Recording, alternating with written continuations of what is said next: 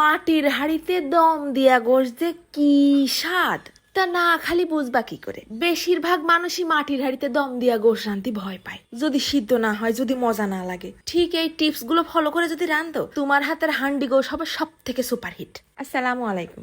Video দেখলি তো গালে কামড় দিবানে। আল্লাহ, এত সহজ। নিয়ে নিছি 600 গ্রামের মতো খাসির গোশ। প্রথমে একবার ধুয়ে নিছি, তারপর 2 পিস লেবু দিয়ে আর খানিকটা নুন দিয়ে সুন্দর করে কষলে কষলে মাখায় ঝাঁকায়। বেশিক্ষণ রাখার দরকার নেই, সাথে সাথে তার মধ্যে ঘপ করে 1 বালতি পানি ঢেলে দিছি।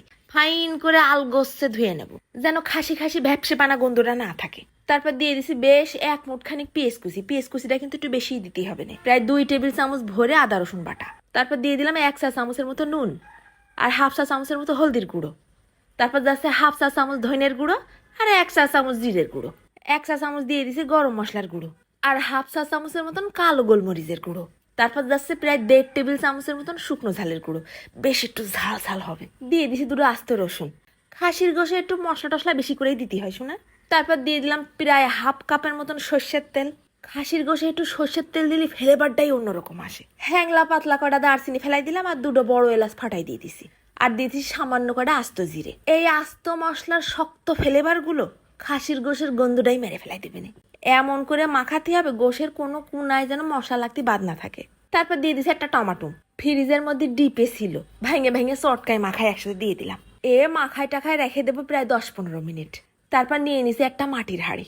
সব মাটির হাঁড়িতে কিন্তু চুলোয় রান্না করা যায় না, চুলোয় রান্না করার মাটির হাঁড়ি কিন্তু আলাদা হয়। এটা তোমরা দোকানে যে বললেই পাই যাবানে। গোশটা ঢেলে দিয়ে গামলাটা ধুয়ে 1/2 কাপের মতন পানি দিয়ে দিছি। আর কিছু দেবো না, 2 সাইডে তেজপাতা ছিঁড়ে ছিঁড়ে ভিতরে ভিতরে দিয়ে দিলাম। এইবার একটু নরম করে আটা গুলাই নিলাম। মাটির হাঁড়ির মুখে চারিদিকে আটা গুলা দিয়ে দিলাম আর এক কোনায় একটা চামচ দিয়ে এইরকম করে ঢাকনা দিয়ে ঢেকে দিছি। আবার ঢাকনার উপর দিয়েও কিন্তু আটা দিয়ে নিছি। চামচটা দেওয়ার কারণ হলো শেষে যেন খুলতে সুবিধা হয়। আর কোনো কাজ নেই, এবার শুধু চুলোর পর বসাই দেবো। এবার যে কথাগুলো কব সেগুলো কিন্তু অবশ্যই মনে রেখে দিবা। চুলোয় হাঁড়ি দেওয়ার প্রথম 5 মিনিট হবে মিডিয়াম আঁচ। তারপর পাশের চুলোয় একটা তাওয়া সুন্দর করে গরম করে নিয়ে একেবারে লো আছে প্রায় 50 মিনিট। টেনশনের কোনো কারণ নেই, সিদ্ধ হবেই, শুধু আঁচ থাকবে লো আর একটু সময় দিতে হবে। 50 মিনিট পর চুলো বন্ধ করে ওইভাবে রেখে দিবা। আরো 20 মিনিট পর হাঁড়ির মুখ খুলবা।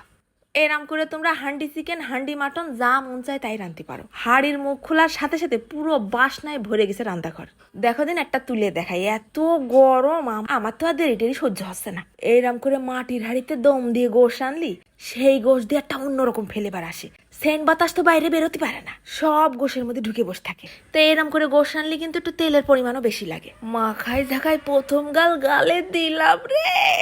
ও খুদা, এত সুস্বাদু হইছে, গরমের ঠেলায় জিবলে পুড়ে যাওয়ার মতন অবস্থা। সেদিকে কোনো হুঁশ নেই, আরে খাতি পারলি বাসি। গোশও একেবারে মোমের মতো গলে গেছে, খাসির কোনো বাজে গন্ধ নেই, মশলা ঢুকে গেছে একেবারে গোশের শিরায় শিরায়। কোনো হুঁশ নেই, শুধু চাকুম চুকুম করে চাবাই যাচ্ছি।